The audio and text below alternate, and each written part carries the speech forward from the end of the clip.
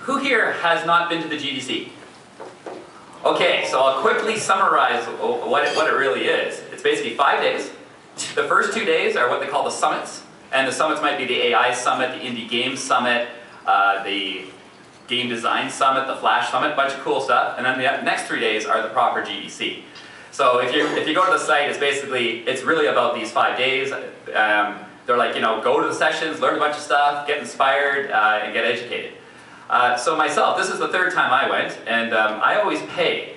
And when you pay to go and you buy a GDC ticket, then you feel kind of compelled that you should go to the sessions. So my focus will be on the sessions. A lot of other people actually just go and hang out and network and go to all the parties. I suck at networking, as I've learned over the years. So I kind of prefer just to go to the sessions and go out to eat, because San Francisco has some amazing food. That was kind of my GDC, which was awesome for me, but I think I'm getting a little older. So that may not apply. So anyways, I'm just going to ramble on about what I took away from different sessions, and that's kind of my presentation until the 5 minutes are up. So very biased, it's what I find interesting from the sessions. I have combined GDC and memories into one word. GD-semories. Alright, the first session I went to was actually a sponsored session, which means the developers of Qualcomm is the chipset that goes in your cell phones. They built an augmented reality chipset, and the problem with going to a sponsored session is, of course, they're trying to sell you on it while teaching you about it. So take this as it is, but it's actually kind of cool. Basically, if you know Unity, they designed an SDK that hooks up Qualcomm to Unity to allow you to build augmented reality games very easily. They actually had a contest where they gave $150,000 to this guy, a game called Paparazzi, which it's kind of hard to see, but the guy is holding his cell phone, and there's a guy hanging off of your cell phone. So when you show the cell phone in 3D space, it's like you see the guy, you take some photos of him, he doesn't notice, and when he finally notices you, he grabs onto your cell phone. So the Qualcomm SDK is what made this possible. It's free, it's supported, I think, on 40 devices, but not the iPhone yet. The reason Qualcomm wants gamers to make games is that will force the more cell phone makers to adopt a chipset. Anyways, it's quite cool, so look for Paparazzi, YouTube video. You'll see what I mean. That was very interesting. And that's all I got from that. Next guy was care and feeding of your independent game studio. So this is at the Indie Game Summit, which is kind of where all the cool, if you're indie and you're young and you're starving, you go. But they actually got a guy who actually gave you some very good business advice. So it was kind of strange that it was there, because I think it was lost on a lot of people. Like, certainly if you were there to be inspired, this guy's talking about, things are harder. And you can see, he made Fish Tycoon, cost him $50,000, he made $600,000. And nowadays, 2010, cost him $250,000 to make Virtual Villagers 4, but the return, $600,000. So again, for him, things are looking pretty grim, and everyone in the audience looked kind of bored. So that was kind of interesting. And he was also like this, he's like, oh, Facebook, get your game on Facebook. He goes, yeah, that's not going to work for anyone anymore, unless, and this is his quote, unless you want to buy users. He goes, any of the major players like Zynga, they're offering you virtual currency if you just try out their game. So if you're competing with Facebook, what are you offering? You're like, oh, play my game. They're like, well, how much are you effectively going to pay me to do that? So I was like, oh crap, because I was kind of hoping that Facebook was the answer. Apparently not. Next guy did a thing called Game Design by Accidents. He's done a crazy great game called Far Away, and he's also built a game for the iPhone called Elise, which is a very cool game, so I was really looking forward to this. Problem is, the presentation was bad. It took him about an hour, and I can summarize for you. He's like, okay, when you make games, you know how if you're an artist, you will doodle and then come up with a drawing? He goes, well, why don't you take the same approach towards coding? So what you do is you just sit there and code, and you basically use that as you would a doodle. So you kind of play around with the code, see what happens, see what happens. So his examples were basically Jonathan Blow made a game called Oracle Billiards, which was you actually saw where the billiards would end up, then you tried to figure out the shot that would make them end up where you saw them in the future. And that inspired Braid. It turns out that Petroninos is a classic board game that they were trying to make electronic, and that led to Tetris, so it was kind of cool. The problem is, that took 20 minutes. So you're kind of sitting there in the presentation going, oh my god. Now some people like this presentation, so I don't know. Just give you an idea, it's a mixed bag if you go to GDC. What's the balls on the bottom? Oh yeah, so basically, so basically to his credit, the guy wanted to prove his point. So what he did was he's like, you know what, I'm going to kind of build a game with you guys right here, and let's just watch where it goes.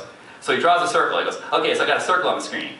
Now let's make that ball move. And you're making the ball move, so now you watch it move. He's like, okay, he's using processing, so it's very easy for him to iterate. He goes, let's make a bunch of balls. And he's like, then he goes, I'm really uncomfortable using the word balls. But then he's like, well, we'll just keep going. They're circles, they're circles. And he's like, okay, let's make all the circles black. So now all the circles are black and moving around. And he goes, and make them transparent. So it turned into kind of, from a simple circle into a cloud. And he goes, yeah, now look at that. All the balls have turned into a cloud. And he goes, I can't believe I used the word balls again. So it just kept coming up. Anyways, it was a neat idea, just I need more examples. I have a blog on Game of Sutra. If you go to bigpants.ca, I'll link to this. I could talk about this for hours. But the guys who made Super Meat Boy, I mean, they seem like nice guys. And their presentation, they were trying to be genuine and authentic. And they did a really good job, like no rehearsal.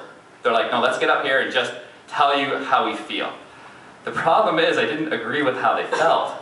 They basically said that getting into IGF, which is of course a goal of a lot of people here, was the worst thing that ever happened to them.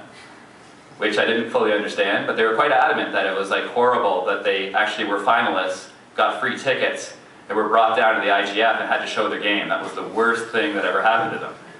And it just went downhill from there, but they were very authentic. My favorite though was, again, the question askers were like, I never realized how hard you guys had it.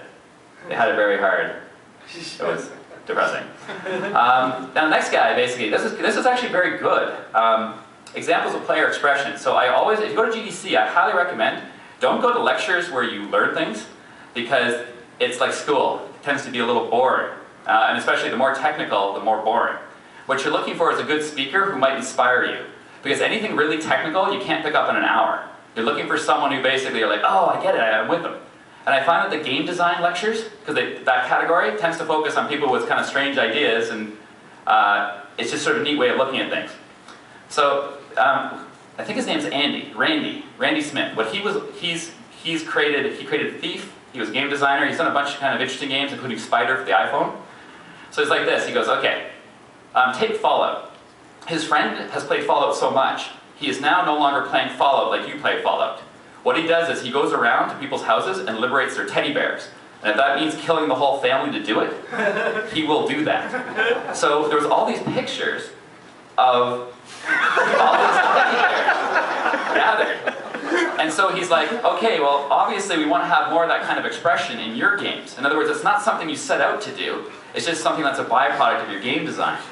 So basically, the irony is the more you design your game and the more rules you put in, and the more you force people to do things in a linear fashion, the less they can express themselves. So basically, he gave a bunch of tips about, look, this is what you can do to kind of keep things open-ended. One example, and it sounds so simple, but he's like, let's say, his example was, I've got this Martian game he's working on. You need to collect this biomass to survive. But rather than being one way of collecting biomass, there's basically 5 different ways you can get it. He doesn't really care how you get it. And plus, you don't need that much biomass. So what he expects is, by not making it such a stringent requirement, people will come up with weird ways of getting biomass that he didn't expect. And since you don't have to gather that much, you can still play the game even if you go about it in weird ways. So a whole bunch of just little tidbits and ways of looking at things is quite good. What's interesting, if you read on the internet, people did not like this lecture. So, it's interesting. What does the internet know? And this is kind of interesting. So I went, you're supposed to kind of stick in one summit, but since I paid for it, I just kind of went to things I found interesting. So I hopped over to the AI Summit. And the AI Summit is basically, it's about 300 guys, and they're all exceedingly smart